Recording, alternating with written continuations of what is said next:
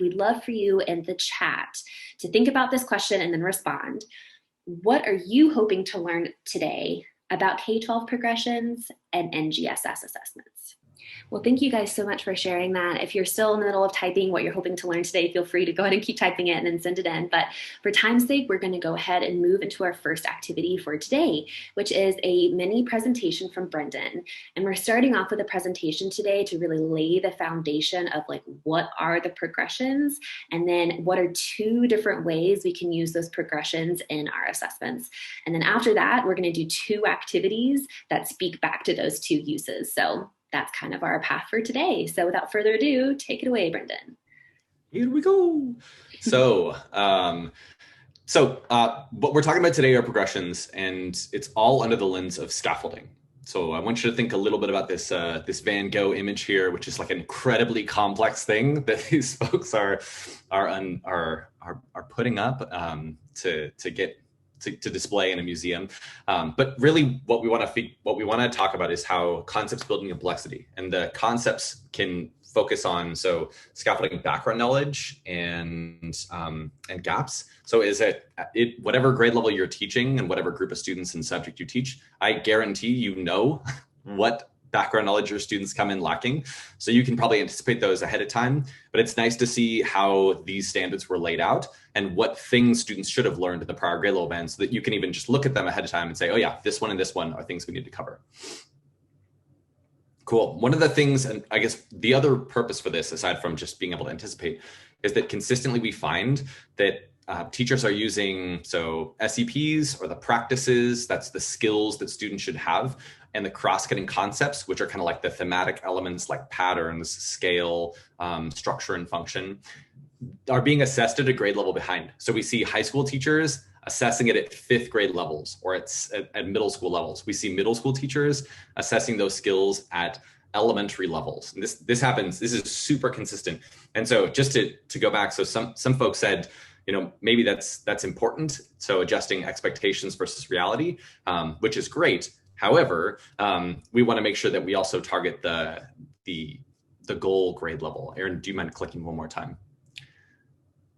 Cool. So it's definitely important that we scaffold, and we have to assess what students should be doing. So we can't just draw a model to draw a model, because that's actually 3rd through 5th grade like material. We can't just draw a model to show relationships if a variable's change. That's middle school level material. If we want to draw a model at the high school level, we need to be modeling, showing relationships between components and between systems. So like these two systems are related in this way. That's what the high school level modeling SEP wants students to do. So just important to see where you're at and what you need to scaffold up to get there.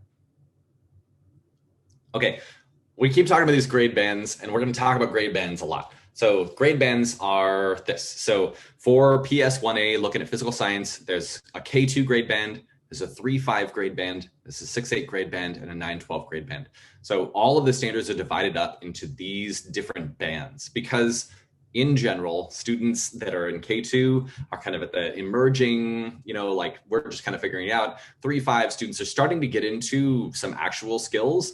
In 6-8, those become much more developed, and in 9-12, students are synthesizing a lot. They're generating their own data, generating their own evidence, evaluating things with much, much greater level of rigor and proficiency. And so that's just these are the grade bands. This is what we'll be talking about throughout this. Okay, let's look at a performance expectation really quick to see what all of this looks like. The second term that we're going to define here are elements. So inside of this performance expectation, there are a few different elements, and I want to call those out. So first element is in planning and carrying out investigations. There's an element that says to make observations and measurements to produce data and serve as the basis for evidence for an explanation of a phenomena. That is one element in this 5th grade performance expectation. Another element is PS1A. So measurements can be used to identify materials. A third element is that scale, proportion, and quantity. So standard units are used to measure and describe physical quantities such as weight, time, temperature, and volume. So within 5th grade, or within PS1A, there are a whole bunch of different progressions that students should go through. And within those, there are many, many elements. So let's go to the next slide real quick. So for PS1A in 3.5, there's some basic ideas that we want students to look at. So that matter is small and it's particles, you can measure things. In 6.8, it gets more complex. And in 9.12, it gets much more complex. We get into subatomic stuff. So really, chemistry and physics teachers are taking it all the way here. And so for this PS1A, all of these elements in 3, 5, 6, 8, and 9, 12, they're actually in a whole bunch of different performance expectations. So for K-12, for K2, there are 3 different performance expectations and 3 different elements. So 3 different specific things that students should do. In 3.5, there's 3 additional things. In 6.8, those build, and there's 4 specific elements that students need to learn. And in 9.12, there are 4 that build upon, 6.8, 3.5, and K2. So the idea here is that we're going to look at these elements, look at how they develop over time. And first, we're going to take a look at the SEP modeling progression. Cool. So when we look at this, and this is just the 30,000 foot view again. So there's things that students should learn in 3.5, and these are all these bullet points are individual elements. And then there's things that students should learn in 6.8. All these bullet points are individual elements. And then in 9.12, and again, lots and lots of individual elements in here. So go ahead and give us a click one more time. So we're just going to look at a thread. So one thread is how an idea develops from grades 3.5 to 6.8 to 9.12. So in 3.5, students collaboratively develop or revise a model based on evidence that shows relationships among variables. And if you don't mind clicking to the next slide, Aaron, we'll look at this in a little bit more detail. It'll be kind of easier to read. Cool. So in 3.5, students collaboratively develop or revise a model. And they're looking at frequent and regular occurring events. So the sun rising, the seasons changing, how it gets, how things freeze in winter, or just regular frequent events. That's grades 3.5. So grades 6.8, it becomes more complex. So we start adding on if a variable or a component of a system is changed. So if they're just showing regular or frequent events, that's grades 3.5. At 6.8, they should be showing when something changes. So this is where phenomena come into play. Okay, so you understand how thermal energy transfer, works when I heat up water. So now, what's happening over time? I don't know, anything else that we can use that's a specific instance of that, like a hot air balloon or anything. Looking at balloons outside in the cold right now where y'all are, they're gonna decompress a little bit. So in 9.12, that gets even more complex. So now they need to develop, revise, and or use a model based on evidence to predict the relationships between systems or between components of a system. So now they're predicting relationships. So between 2 different systems, they should be predicting the relationship between system A and system B. So much, much more complex at 9.12. This is just important because we do find that the majority of questions that are written for high school are actually the 6th, 8th level of modeling. And the majority of questions written for middle school are actually hitting the 3rd through 5th grade level of modeling. And that's okay if you're doing that deliberately, but it's also important to understand where you need to be at the high school level or where you need to be at the middle school level to have students be ready for the next. Because if y'all middle school teachers aren't giving students, variables changing, then the high school team's gonna have to really, really lift it up. So it's just important to help your neighbor. Cool. And this is also true for patterns. So there are many, many specific things that students should be doing from 3.5 to 6.8 and to 9.12. And so we'll just look at one element in here. So patterns of change can be used to make predictions, and that becomes more complex, saying patterns in rates of change and other numerical relationships can provide information about natural and human design systems.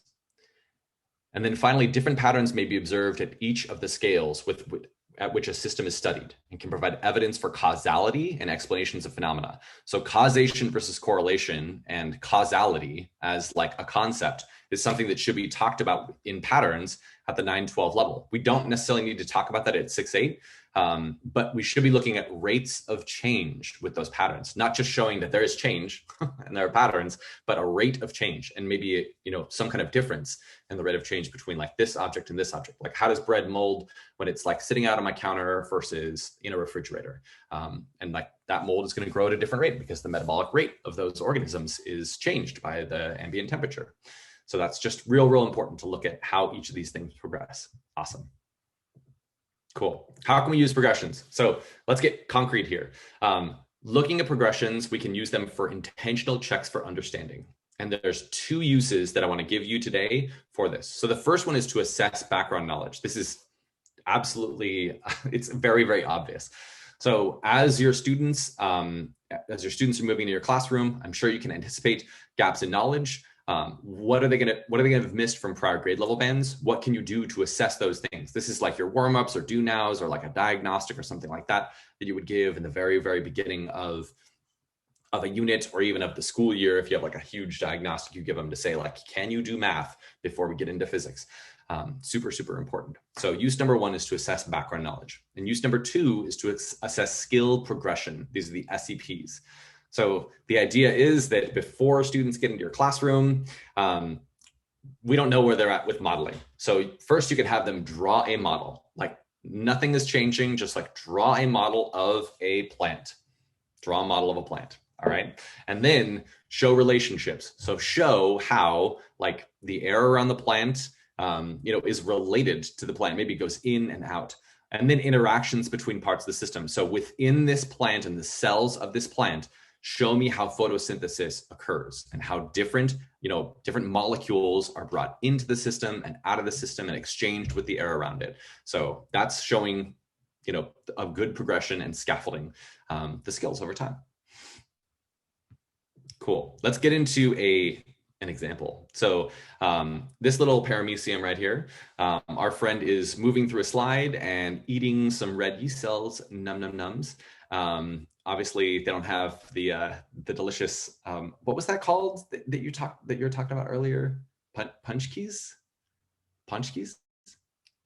Yeah, right? Punchkis or punchek if you're talking about singularly here.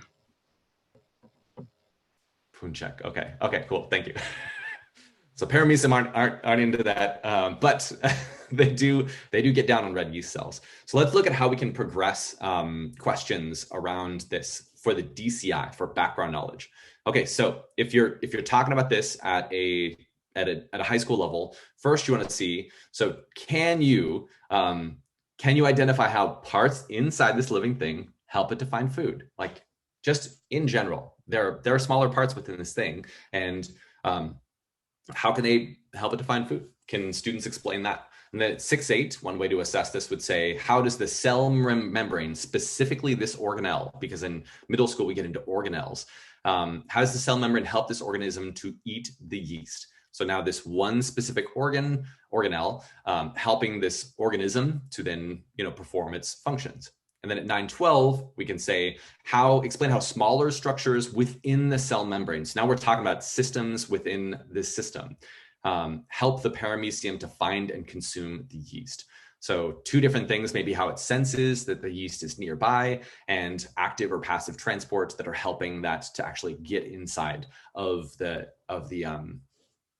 cell itself, or whatever mechanism that paramecium use to munch and chat out on some yeast. So this is an example of how I would scaffold these questions. And this is probably what you already do, especially for things like a DCI, where the knowledge that students miss. And you as a teacher understand how that knowledge should progress over time. So this is great. Now let's look at scaffolding skills, or the SEPs. This is a little bit more complex, and so I want to show you some examples of how to do this. So for developing and using models, that's what we're going to work on here. And I know some of you mentioned that's exactly what you're looking for. So draw a model to explain why the paramecium needs to eat the yeast. So real simple. So all organisms, well, all organisms have to generate or need energy. And so in this case, it's just, do you understand that this organism needs energy or not? Like, why does it need to eat the yeast? At the 6-8 level, we can ask students to create a model to show how the nucleus and cell membrane work together to help eat the yeast. So now we're looking at parts of a system and how those things change when it needs to do something like eat the yeast. So when a variable changes, when it needs to go and do something else, not just showing how the cell and cell membrane work together, but how it helps them eat the yeast. Okay, and then at the 9-12 level, to get even more complex here, we can say build 2 different models. So at the 9-12 level, students are actually expected to be able to switch between 2 different models fluidly and decide which one would be better. To show how microscopic parts of the paramecium work together to consume yeast. And then students also, especially at the high school level, but this is one of the elements in 3, 5, 6, 8, and 9, 12. So it's just something to include, is to explain a merit and a limitation of each model. So students may make a model that shows like a microscopic view of the cell membrane or of protein synthesis within DNA, and explain how those proteins will help to guide the cell to do what it needs to do. Or they could show a zoomed out view of the paramecium as a whole, and showing each of the different elements and how that goes in, and maybe the yeast is used for broken down and used for energy, and how that energy helps the cell to do other things. So we can have 2 different types of models in there. Or maybe one model is just showing the actual molecules as they're going through different changes, and one model is showing graphically how these different parts are interconnected. But students at the high school level are expected to be able to develop 2 different types of models, which is pretty out there, pretty complex and awesome. Cool. So let's circle back. And if you're a Lost fan, so am I. How can we use progressions? We have to go back to talk about this. So one, for background knowledge, look for gaps in understanding that you anticipate from prior grade level bands. Super important. And the second is to scaffold up skills. We want to scaffold up those SEPs to help students make sure that we're using the prior grade level bands of SEPs and the current grade level band content. So you can use if you're a 6-8 teacher, you're supposed to teach about, how organelles within cells work together to help it accomplish its goal. You can do that and then use a 3-5 SEP, and then have another question later on in the unit that asks students to now show, how these things would interact if there's another variable that's introduced. And so that just helps you to scaffold up what students are expected to do and help them make sense of the world. These SEPs are so crucial because it just makes things more and more complex, allows students to become critical thinkers, and it's beautiful stuff. Cool. There are some resources for progressions that we'd recommend you check out as well. So always look at the standards. Talking to folks like us is helpful. Reading other things, watching videos on YouTube, Paul Anderson's a great resource, but honestly, go read the standards. The appendices of the NGSS from the National Academies Press go through this in detail. This is what all of this is based off of. Go to the source. It's like research studies versus news articles. What do you think? Research study, news article. Y'all are science teachers. Anyways, so the San Diego County Office of Education has this resource center that is beautiful. Everything is interconnected and interlinked. You can see all these progressions and all these little standards all up in there. I strongly recommend you check that out. And then lastly, we did a webinar of this, talking about how to write questions using the progressions. So if you're interested in this, we'll send out the link in the chat later on in the session, and you can click on that and go check it out later if you want to learn a little bit more and go deeper. All right, beautiful.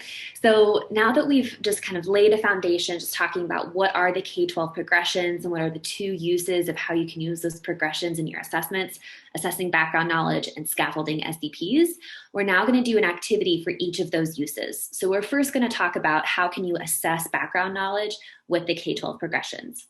So we're first going to do a card sort when all of us are going to have different DCIs, CCCs, and SEPs. And as a group, we're going to put them in order from the K2, 3, 5, 6, 8, and then 9, 12 band.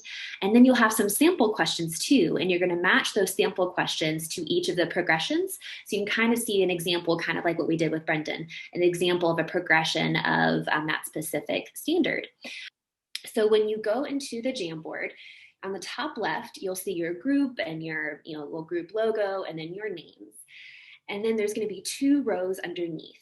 So the first row is going to tell you what your DCI or your CCC or SEP is. So like, what is the standard that you're looking at the K-12 progressions for? And then underneath is a row for your sample assessment questions. So how is this going to go? The sticky notes up here are the K-12 progressions. So that's the first thing your group should do, is read through the sticky notes and decide, okay, is this sticky note going to be, and as you move them, you'll see the grade level bands underneath. Is this K2 patterns progression? Is this the 3-5 patterns progression? You'll kind of put them in order. I just obviously did them randomly, but you'll put them in order of K2, 3, 5, 6, 8, 9, 12 for that specific DCI, CCC, or SEP. Then after you put those progressions in order, you have some sample questions underneath. And based upon when you read those sample questions and you look at that progression, you're going to match the sample questions to that specific grade band progression.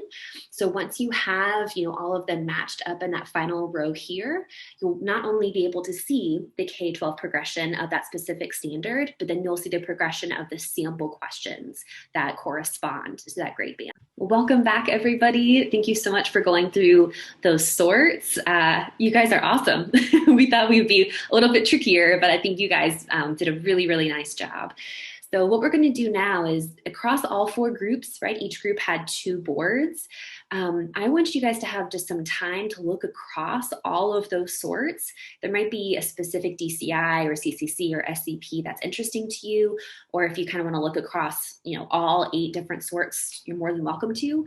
But I want you to go ahead and just start experiencing more and more examples of those K-12 progressions and example questions that correspond to each grade band. So what we're going to do now is we're going to do a gallery walk of our card sort. So we'll drop the link to the Jamboard in the chat one more time. You won't need to screen share, so no worries, but you should have it up on your own computer so you can go through each board. And I'd love for you just to spend about 5 minutes, like you're in a gallery, looking through each board. And if you want to spend a lot of time on one board, you can, or you can kind of just skim and scan all of them.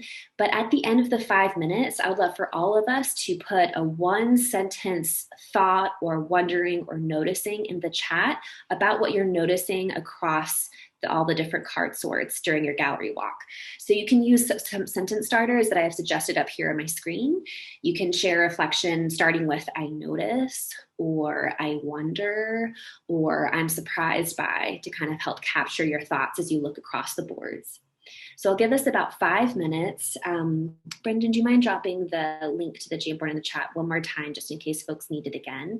And I'd love for you to spend 5 minutes looking through those 8 different card sorts, just to start getting your brain into those examples. One thing before we move into the next activity, as I just alluded to, I did want to show you guys how we use these progressions on InterOrbit, how we actually put this into practice to assess background knowledge, is when we're tagging different questions, we might tag the whole question. For example, at the top here, you'll see in this purple band that it's a middle school life science question, but then we are very discrete and we tag specific elements from 3-5, if this is like a background diagnostic type of question. So on our site, we really dive into all of these elements. And then if we're writing a question for a specific purpose, and right now the purpose we're talking about is diagnostic prior knowledge, we are very specific and we tag that actual 3-5 element. So in our reporting, you can actually look at the 3-5 progressions and see how kiddos are doing in those prior grade bands.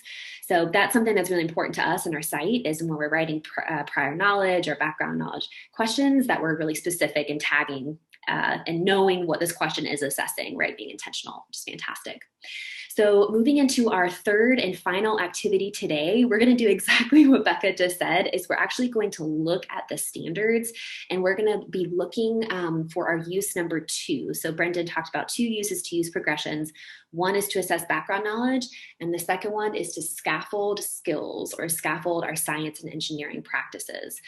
So all of these SEPs are quite large. They seem very complex, modeling, that's a very big skill, but the NGSS, and specifically Appendix F, breaks down that specific skill and all of the different grade bands. You can see the K2, 3, 5, 6, 8, 9, 12 progression, and then all of the elements underneath that.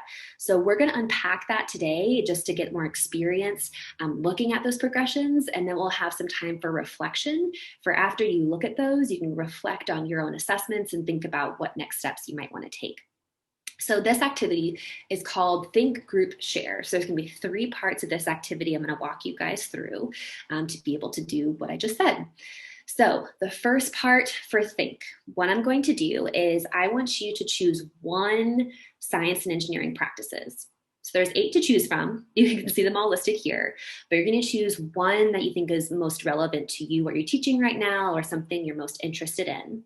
So you're going to choose between asking questions and defining problems, developing and using models, planning and carrying out investigations, analyzing and interpreting data, using mathematics and computational thinking, constructing explanations and designing solutions, engaging in argument from evidence, or obtaining and evaluating and communicating information. So everybody independently is going to choose 1 of those SEPs they want to take a deep dive into. Then what I'm going to do is in just a moment, I'm going to send out Appendix F. And Appendix F is from the standards, and Appendix F walks through all of the science and engineering practices. So what you'll do is after you choose your SEP, so say for example, I choose the modeling SEP, we're gonna send out the link to Appendix F in just a moment. You're gonna scroll through the front matter. If you want to read the front matter, you're more than welcome to. But as you scroll, you'll notice that, scroll a little too far, that each of the practices has like 1 or 2 pages that fully unpack that practice. So you'll find a practice you want to focus on. So I'm not doing problems, I'm doing modeling. So I think that's the next one. Okay, so here's the SEP that I chose to focus on. And independently, I'm going to read a little bit of the background information on developing and using models. But this chart here is the golden nugget that you'll be looking at for your SEP. So this is exactly what you were just talking about, Becca. Here you'll see your grade bands K2, 3, 5, 6, 8, 9, 12. At the top of each grade band, they kind of have like a summary of what that specific SEP looks like at that grade band. But then underneath is like the gold. There's specific elements of that unpack that summary of what kiddos should be doing at each of those grade bands. What's cool too, and as we saw with Brendan's presentation, these elements connect to each other over time. Like they might thread across K2, 3, 5, 6, 8, and 9, 12 underneath each. So what you're going to do independently, you're going to choose your SEP, you're going to read through your page of the SEP, and then we're going to send out a Google slide. And on these Google slides, you will navigate to your name. So everybody has their own slide. So say I'm Greg. Greg's going to write in his little box that he chose developing and using models. And then after he reads that specific page of the SEP, he's going to work on these reflection questions. And really the purpose of these reflection questions are helping you use the knowledge you just read about the SEP and reflect on your assessment practices in regards to that specific SEP. So we're going to have 8 minutes. And in 8 minutes, it'll be kind of quick. You're going to find your SEP in the appendix. Beautiful. Thank you for sending that out, Brenda. It's already in the chat. So go ahead and get that appendix up and you can scroll to your SEP. Once you've read that 1 or 2 pages about your SEP, then you're going to open up that Google Slides, find your name, and start working on those reflection questions. You definitely do not have to answer all of them, but just start thinking about those questions in that slide. Well, so no worries if you didn't go through all the questions. It's definitely not the goal. You guys did a great job really diving into a specific SEP and looking at those skill progressions, which is beautiful. So we're now going to move into the second part of this Think, Group, Share activity, which is the group part. So what we're going to do now is you're going to change my slide. Okay, we're now going to go into the same breakout rooms and we're going to have 8 minutes. And what's going to happen is each person will have 1 minute to share the SEP that they chose and pretty much just share their slide. So you can just literally read from the slide if you want. You can just talk about what you noticed across the progressions for that one specific SEP. But make sure you're continuing to bring your conversation back to assessment of how are you going to use those skill progressions maybe in your assessment. And then you can also share those 2 other questions on your slide as well. So what's going to happen is when you go into your group, each of you are going to to share your slide for 1 minute. We're going to have some roles here to kind of help the time go smoothly. So, and the person with the longest last name is going to be the timekeeper. So they're going to want to say, okay, Brendan, you have 1 minute, go. Like share your slide about your SEP and making sure they stay to the 1 minute. And it would be great for the screen share. I know there were some trickies with screen sharing last time, so whoever feels comfortable sharing, that'd be great. But if you have the shortest last name and you feel good to screen share, that would be great. So you can share each person's slide as they're presenting. Okay, so as there'll be 4 minutes because there's 4 people per group. Each person will have 1 minute to share their SEP slide. Once you do that, you're going to go back to the top. You guys probably noticed this in your slides. For each group, there's a blue, kind of blue-gray slide for each group. And that group slide has some group reflection questions. So after you synthesize and hear all 4 people share, go to that blue slide and you can choose any of those 3 questions to talk about. But if you could please record some of your thinkings around your group reflection, that would be great. Because for the third part of our activity, share, the person who's been teaching the longest of your group will be presenting for your group and just sharing out what your group discussed when we come back all together. So you'll have 8 minutes to do this, 4 minutes for each person to share their SEP, and then 4 minutes for you to go to your blue group slide and answer those group reflection questions. Brendan, maybe you and I can just share some thoughts because we were moving across the rooms. We'd kind of just quickly synthesize like just some final thoughts around how to use the SEPs for skills. So I can just share a couple, and if you want to share anything, you have to. So, and the groups that I was popping in, so yes, we were seeing that like the K2 and the 3-5 foundational, skills are so important. I think, that's obviously out of our hands, maybe per se, like Brendan and I's hands. So you guys can advocate and do things like that. But as far as like, what are you going to do with your kiddos, actually like in your rooms, we were talking about how, since there's so many elements of background knowledge, being able to actually have data on that knowledge of what you need to focus on the most. And that's where assessment comes in. So if you're very specific in assessing that background knowledge, then you can focus on like the 3 best bang for your buck, like specific elements. Or you might actually notice that, oh, maybe they have adaptations down. That's great. I'm actually not going to spend as much time on that as I thought I might need to, and instead allocate my time to fill in some other background knowledge. So that's really where assessment comes into play, is being intentional with your time so you know what to focus on. And then you can be really specifically targeting those gaps. And then even be able to assess at the end of your unit how those prior knowledge gaps have been filled in. So that's some of the thoughts that we were kind of chatting about. Is there anything else you'd like to mention, Brendan? Yeah, so first I dropped a link to the exit slip in the chat just to make sure that y'all get that. So we're not done yet, but we'd love your opinion on how this went.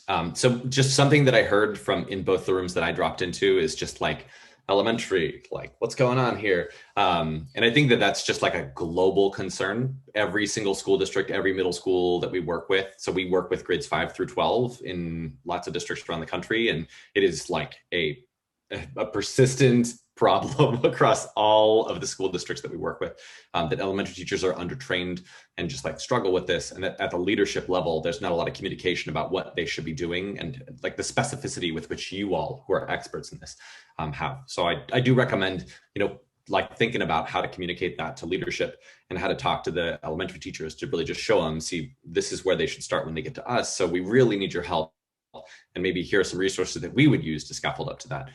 So that's just one big thought. And just one more disconnect that somebody brought up in one of the rooms was that, so the quantitative, the actual mathematical elements in high school, which are not really covered in middle school, and the fact that they're chords, we have like our math and our science class, but at the high school level, it's kind of both, like chemistry and physics, even biology, like there's probability, there's lots of actual algebra that happens. And I think that that's probably something that just needs to be introduced to students. That is their paradigm shift at upper levels of science. It's also math. Like that's just what it is. It's not that we're like doing a little math class, like upper level science is math and science together. You're like making connections between these ideas. So just another comment. That was great though. Beautiful. So I do want us to have a couple moments just to wrap up everything we had. So like cognitively, we can kind of tie it in a nice little bow. So the things we've talked about today with our objective is that you're be able to analyze NGSS grade level progressions to reflect on your current assessment practices. And we did that through a couple different things, mainly focusing on the two uses of how we like to use the K-12 progressions in our assessment. Remember, the first use is assessing background knowledge, maybe more specific content background knowledge with the DCIs. And then two, assessing skill progressions using those SEP elements like we just dove into in the activity 2 to see what skills build onto each other to be where you need them to be in the current grade band. So we know this is a journey. No one has all of the elements memorized for every single progression, for every single DCI, SEP, or CCC, right? It takes time to really deeply dive into these ideas. But we shared out a bunch of resources here in the chat, which we'll also follow up with via email as well, so you have those. So lean into those resources to really specifically target what you need to focus on or cover, and then use that data to then drive your instruction. So that's what we love to do within Orbit, and we're so thankful that we were able to talk with you guys about it today, this work.